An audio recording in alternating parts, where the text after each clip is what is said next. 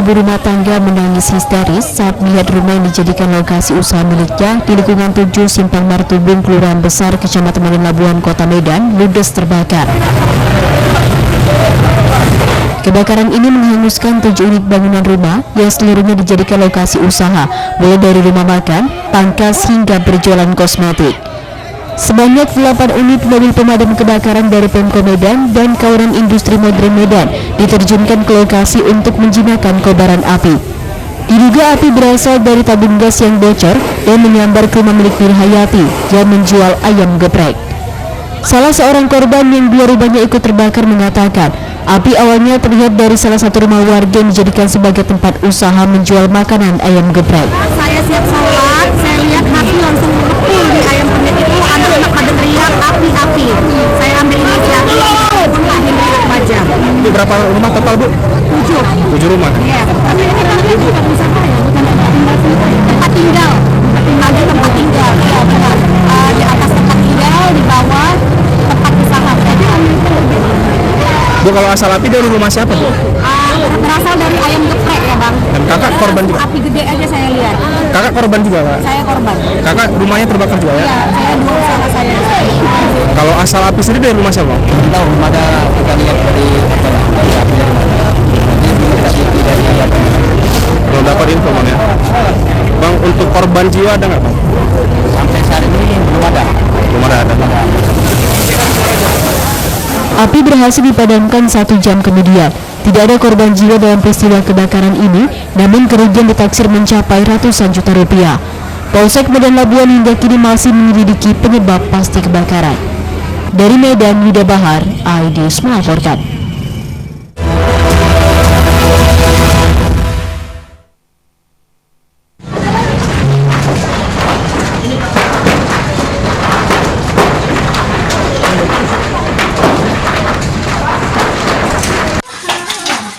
Video amatir merekam api dengan cepat membesar dan menghanguskan 9 unit rumah semi permanen di Jalan Pembangunan Medan, Sumatera Utara. Padatnya rumah yang berdampingan serta banyaknya material yang mudah terbakar membuat api dengan cepat merambat dan menghabiskan ke 9 unit rumah semi permanen milik warga. Petugas Dinas Pemadam Kebakaran Kota Medan lalu menurunkan 5 unit mobil pemadam untuk memadamkan api. Petugas pun sempat sedikit kesulitan menjinakkan api dikarenakan sempitnya jalan menuju lokasi. Namun berhasil dipadamkan 30 menit setelah kejadian. Belum diketahui penyebab pasti kebakaran ini, namun dugaan awal terjadinya kebakaran akibat adanya arus pendek listrik yang kemudian menimbulkan percikan api dan melahap habis seluruh bangunan beserta isinya. Ada pendinginan total. Untuk perkiraan sementara lebih kurang 9 rumah permanen dan semi permanen yang terbakar, dan untuk korban jiwa terluka masih nihil, dan tentunya untuk penyebab dan lain-lain akan diinvestigasikan yang akan mencari tahu. Beruntung tak ada korban jiwa dalam peristiwa kebakaran ini, namun kerugian material diperkirakan mencapai ratusan juta rupiah. Dari Medan, Ahmad Ridho Nasution, iNews melaporkan.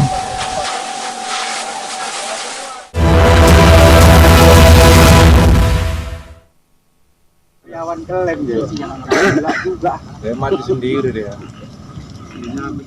Inilah video detik-detik saat mobil jenis minibus ludes terbakar di tengah areal perkebunan tebu PTPN 2 kawasan Kabupaten Langkat.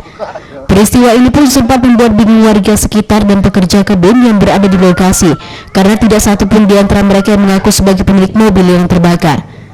Dengan semakin membesarnya kobaran api, sejumlah pihak keamanan perkebunan PTPN 2 pun langsung datang ke lokasi mencoba memadamkan api dengan peralatan seadanya, hingga api berhasil dijinakkan.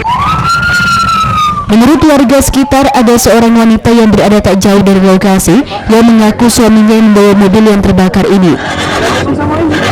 Dia nyari abangnya, baru bilang kalau dia ada warga, oh ada yang masuk ke gang, mau dicari sana kan luas. Apa masalahnya? Dia sama ibu itu, oh ini suami istri, perempuan dari sama abang ini. Cekcok keluarga, enggak kenapa? Dibakar mobil ini, nggak ada rumah tadi. Terbakar siapa?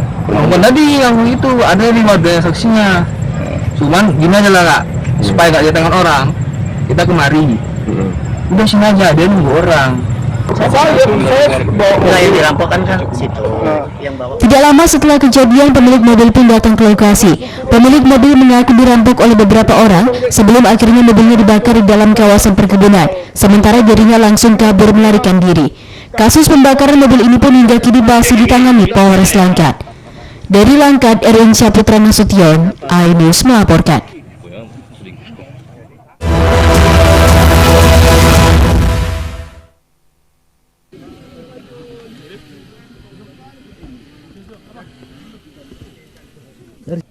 Dua warga desa Durian Banggal, Kecamatan Raya Kahean, Simalungun dilaporkan tertimbun longsor. Peristiwa ini terjadi Minggu siang kemarin. Dilaporkan warga saat itu dua korban bernama Jan Rukun Saragi 38 tahun dan Jalmin Saragi 56 tahun berniat memperbaiki saluran air yang bersumber dari perbukitan tak jauh dari permukiman warga. Namun hingga sore hari keduanya tidak pulang. Keluarga yang curiga kemudian datang ke lokasi dan melihat sudah terjadi longsor di perbukitan Simal Solpa. Diduga kedua korban tertimbun material longsor. Tadi kejadian ini berapa itu? Sekitar jam 11. Sekitar jam 11 ya Pak ya? Dapat informasinya dari Bapak sendiri dari siapa? Dari teman dia. Mereka kan membagusin pipa, ada yang patah di bawah sana. Jadi udah dibagusin, mengudihkan airnya ini. Kan dibantikan dulu di kepalanya ini. Jadi nggak pulang-pulang. Ternyata udah longsor sebelumnya kan udah kemarin orang itu mematikan kepalanya itu dulu. Jadi bagusin pipa di bawah. Sementara itu upaya pencarian dilakukan tim gabungan, namun hingga malam kemarin belum berhasil karena sulitnya akses jalan menuju lokasi untuk kendaraan alat berat. Untuk itu kami menghimbau kepada seluruh warga masyarakat, ya, perhatikan keamanan keselamatan. Jangan karena kita mau ingin cepat, tetapi justru memberikan dampak yang tidak baik. Mudah-mudahan tidak ada korban yang lain. Tentu ini semua kerjasama dengan pemerintah, koordinasi yang baik. Pihak keluarga berharap kedua korban segera ditemukan. Dari Simalungun, Dharma Setiawan, iNews melaporkan.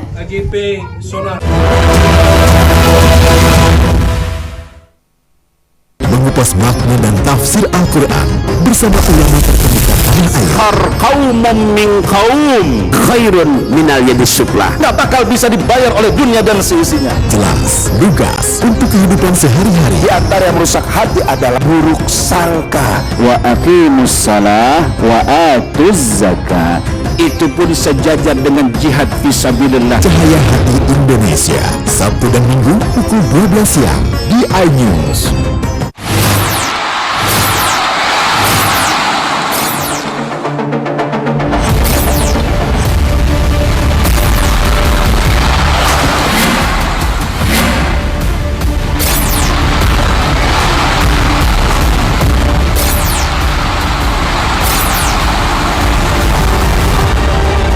BWF European Tour 2023 live iNews, new home of badminton. Enak, bikin matanya udah melek. Dan rasanya mantap. Temani weekendmu bersama program kuliner spesial. Kalaparan, eksplor gokil wisata kuliner. Hidden gem. Tempat makan yang jarang terekspos. Food Diary, mengupas sejarah kuliner dan viral. Ini enak banget. Saksikan kuliner spesial weekend Sabtu dan Minggu pukul 10 pagi di iNews.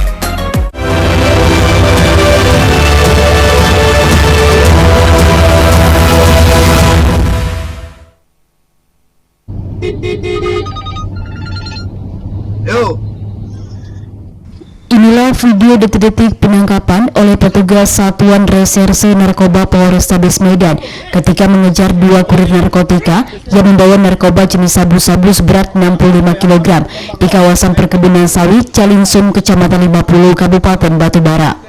Serbuk haram seberat 65 kg ini merupakan narkotika asal negara tetangga Malaysia yang masuk melalui jalur laut Batubara hendak diedarkan di wilayah Kota Medan. Tidak hanya menangkap dua kurir dengan inisial S dan B, petugas Satuan Reserse Narkoba Polrestabes Medan juga menangkap seorang pengendali narkoba jaringan internasional, Emi alias Bustabi, di kawasan Pelabuhan Tanjung Tiram, Kabupaten Batubara. Kasat Res Narkoba Polrestabes Medan AKBP John Setepu menuturkan, Pengungkapan yang dibantu oleh Satsamapta Polres Batubara berawal dari pengungkapan petugas pada bulan Maret 2023 lalu. Hingga kini petugas berhasil membongkar sindikat narkotika jaringan internasional Malaysia-Indonesia. Pengiriman narkotika jenis sabu dalam jumlah yang cukup besar dari Malaysia masuk ke Indonesia dan tujuannya untuk didayakan di Kota Medan. Jadi berdasarkan hasil penyelidikan, kami memperoleh informasi bahwa ini adalah jaringan Emi alias Bustami dari seputaran Tanjung Tiram dan Tanjung Balai. Pada saat penangkapan, kami berhasil menangkap 3 orang, di mana perannya 2 orang adalah sebagai kurir dan 1 orang sebagai pengendali, yaitu tersangka Emi alias Bustami itu sendiri. Untuk mempertanggungjawabkan perbuatannya, ketiga tersangka saat ini terancam akan dipenjara minimal seumur hidup atau maksimal hukuman mati.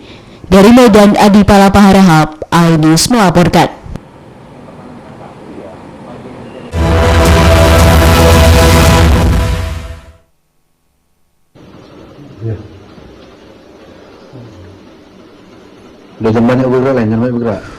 Sebanyak 5 pria tak berkutik dan terpaksa diborgol petugas unit reskrim Polsek Pulau Raja saat penggerebekan rumah di Desa Rawasari, Kecamatan Aikwasan, Asahan. Kelima orang tersebut diduga baru saja bertransaksi narkoba jenis sabu.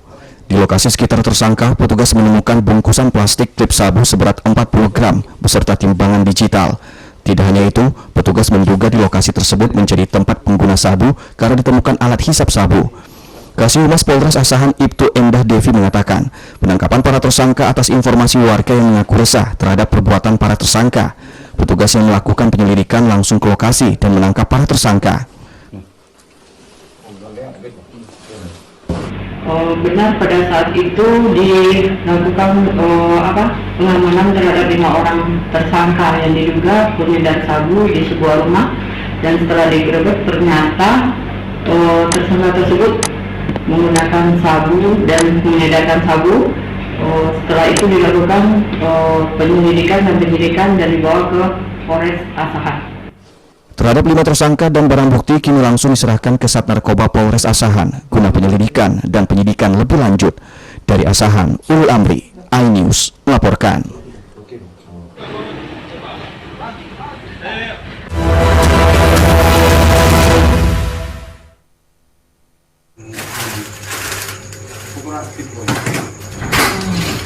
Satres Narkoba Polres Labuan Batu meringkus HB 36 tahun yang diduga merupakan bandar sabu antar provinsi saat berada di kediamannya di kawasan Kampung Walang Uring Kompas, Rantau Selatan. Dari tangan tersangka, petugas turut menyita narkotika jenis sabu seberat 3,697,3 gram. Sebelumnya, petugas juga menyita narkotika jenis sabu seberat 18,9 gram dari tersangka RS 41 tahun, warga Binanya 2, Silangkitang, Labuhan Batu Selatan. Pelaku dibekuk saat berada di perkarangan Wisma Murni, Rantau Prapat pada Senin 25 September 2023 lalu. Kapolres Labuhan Batu AKBP Jem Sutajulu menyebutkan, pengungkapan jaringan narkotika ini berawal dari penyelidikan dan diamankanlah tersangka RS. Petugas lalu melakukan pengembangan dan berhasil mengamankan tersangka lainnya, yakni HB, dan barang bukti sabu seberat lebih dari 3 kg yang disembunyikan tersangka di berbagai tempat dalam rumahnya. Salah satunya di balik perkakas dapur wajan. Satres Narkoba Polres Labuan Batu telah melakukan proses penyelidikan untuk menemukan suatu peristiwa pidana penyalahgunaan narkotika yang terjadi di wilayah hukum Polres Labuan Batu. Kemudian dari hasil penyelidikan yang telah dilakukan tersebut, Polres Labuan Batu berhasil melakukan penangkapan terhadap 1 orang tersangka dengan inisial RS yang dilakukan penangkapan di pekarangan Wisma Murni, Kelurahan Ujung Bandar, Kecamatan Rantau Selatan, Kabupaten Labuhan Batu. Kedua tersangka terancam pidana penjara paling singkat 5 tahun dan paling lama 20 tahun karena melanggar pasal 114 subsidiar, pasal 112 Undang-Undang RI nomor 35 tahun 2009 tentang narkotika. Dari Labuhan Batu, Ikang Amanda, iNews melaporkan.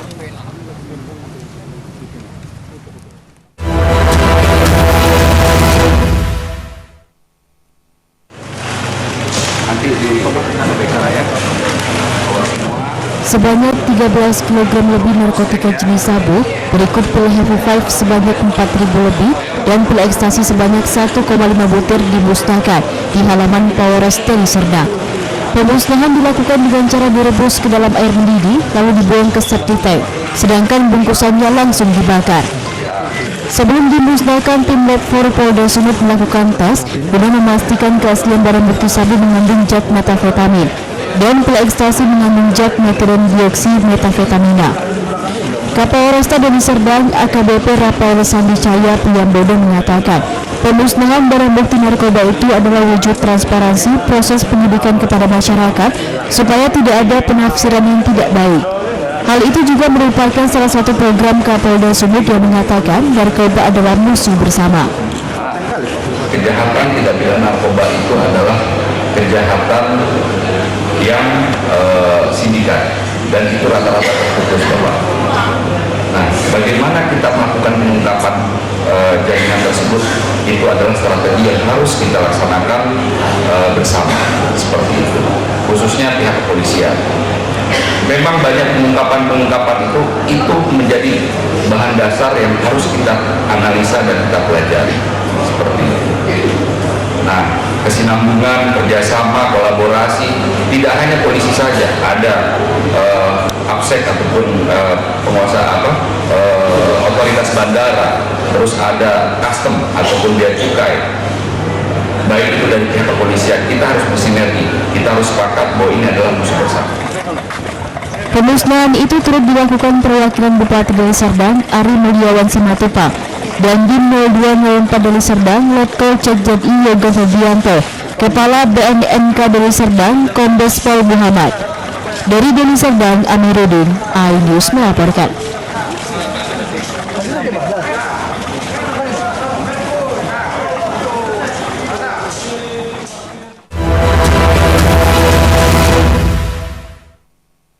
Mengupas makna dan tafsir Al-Quran bersama ulama terkemuka tanah air. Qaumum min qaum khairun minal yadis suflah. Nggak bakal bisa dibayar oleh dunia dan seisinya. Jelas, lugas untuk kehidupan sehari-hari. Di antara yang merusak hati adalah buruk sangka. Wa aqimus salah wa atuz zakah. Itu pun sejajar dengan jihad fisabilillah. Cahaya Hati Indonesia, Sabtu dan Minggu pukul 12 siang di iNews. Menyoroti kecurangan. PTS ini bukan soal korupsi. Itu ditemukan, itu fakta yang ditemukan di lapangan. Menyuarakan keadilan. Melarikan diri melalui sungai. Wilayah tidak tersentuh oleh negara. Laporan mendalam dan eksklusif. Saya akan tunjukkan kepada Anda. Mario Dandi, rebutan perempuan, gimana Ken? AD Plus setiap Minggu pukul 8 pagi di iNews.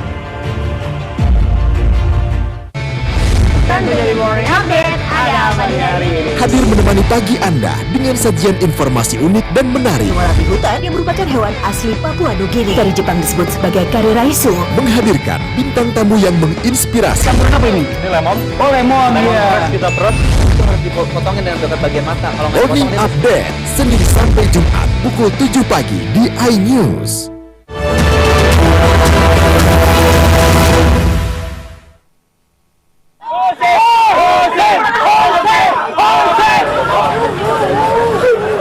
Suasana haru dan isak tangis pemilik rumah sebagai tergugat mewarnai eksekusi yang dilakukan oleh jurusita Pengadilan Negeri Kisaran Kamis siang. tinggalkan tempat ini.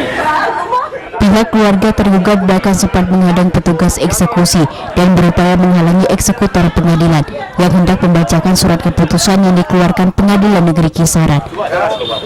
Sambil menangis histeris, Usman selaku tergugat mengaku belum bisa menerima keputusan atas eksekusi pengosongan rumah yang telah ditempatinya selama 20 tahun lebih hingga jatuh pingsan.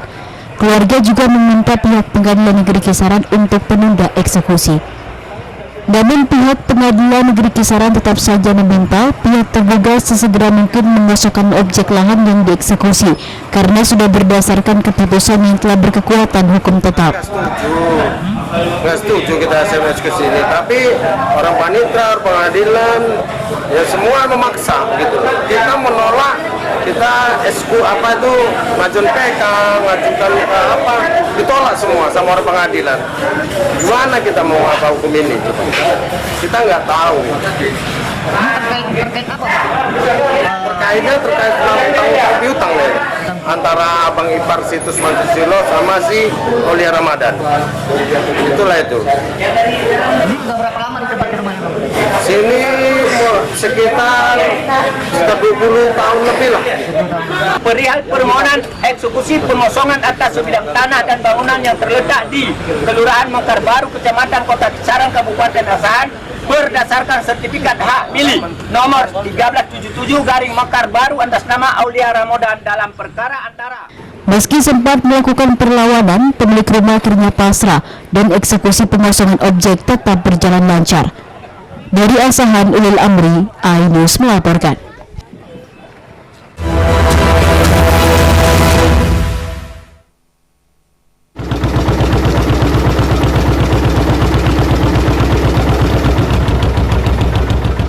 Beginilah kondisi aliran sungai di kawasan pesisir Belawan, Kota Medan yang tampak sangat kotor dan dipenuhi sampah. Selain berwarna kehitaman, air sungai juga beraroma bau tidak sedap. Keberadaan sampah ini juga menyulitkan para nelayan saat melintasi aliran sungai dengan kapal karena takut sampah tersangkut di baling-baling kapal hingga merusak mesin kapal. Sampah-sampah ini berasal dari berbagai jenis limbah sampah rumah tangga yang sengaja dibuang ke sungai dan hanyut serta memadati permukaan hilir sungai di Belawan, tepatnya di kawasan Lorong Sawita, lingkungan 14 Kelurahan Bagandeli, Kecamatan Medan Belawan, Kota Medan, Sumatera Utara. Warga menduga tidak hanya disebabkan tumpukan sampah menghitamnya air sungai, juga dipicu banyaknya pabrik di sepanjang aliran sungai yang sengaja membuang limbahnya ke sungai guna meminimalisir pengeluaran biaya pengolahan limbah. Kalau kami bergerak kan, kadang sampah mau nyangkut ke baling-baling, ya terpaksa kami turunlah untuk membersihkannya karena sampah nyangkut di baling-baling dan air di sini pun hitam, ikan, kepiting dan lain-lain nggak bisa hidup dan terganggu. Kenapa tuh air itu? Diluar kenapa tuh? Dari limbah pabrik DAG. Oh gitu. Selain menimbulkan bau ya? Iya. Dan sampah ini udah lama? Udah lama. Udah lama ya. Jadi setiap hari kita mau melaut pun terganggu ya? Iya. Terganggu ya.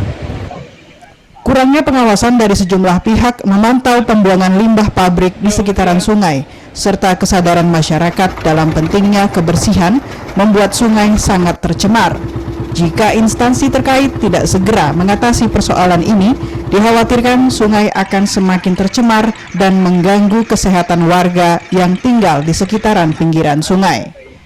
Dari Medan, Yuda Bahar, iNews melaporkan.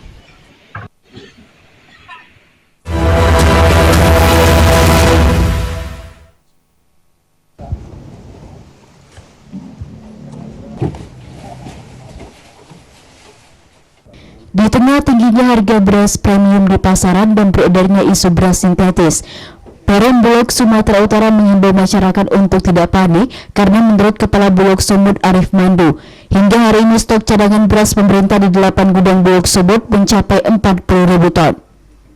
Jumlah ini juga akan terus bertambah karena Bulog Sumut mendapatkan alokasi tambahan beras sebanyak 45.000 ton dan akan masuk secara bertahap hingga akhir tahun.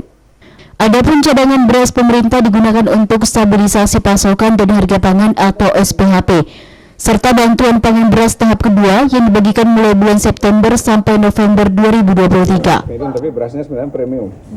Stok kita saat ini ada 40 ribuan ya. Dan ini secara bertahap kami akan menambah lagi sebanyak 45.000 ton sampai akhir tahun. Jadi saya kira masalah stok tidak ada masalah.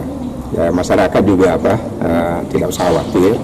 Dan juga belanja biasa saja, jangan main borong-borong. Stok kita cukup banyak. Kalau kemasan sama sih di sini. Maksudnya kalau SPHP 5 kilo, 5 kiloan semua. Nah, sama, tinggal membedakan itu ada jenis Thailand, Vietnam, nanti Pakistan masuk, ada juga Pakistan. Jenis itu aja sih membedakan. Tapi pada umumnya hampir sama. Cuma yang namanya beras dalam negeri juga ada yang kadang-kadang agak-agak bundar, ada yang agak panjang. Ya kalau di Banjarmasin itu ada beras unus, itu agak kecil, panjang, lebih panjang lagi. Jadi memang tapi saya kira ya hampir pada umumnya sih hampir sama beras itu baik dalam negeri maupun luar negeri. Bulog Sumut juga mengimbau kepada masyarakat agar tidak khawatir dan tidak melakukan panic buying, belanja biasa saja dan tidak usah melakukan aksi borong beras. Dari Medan, Ahmad Ridho Nasution, iNews melaporkan.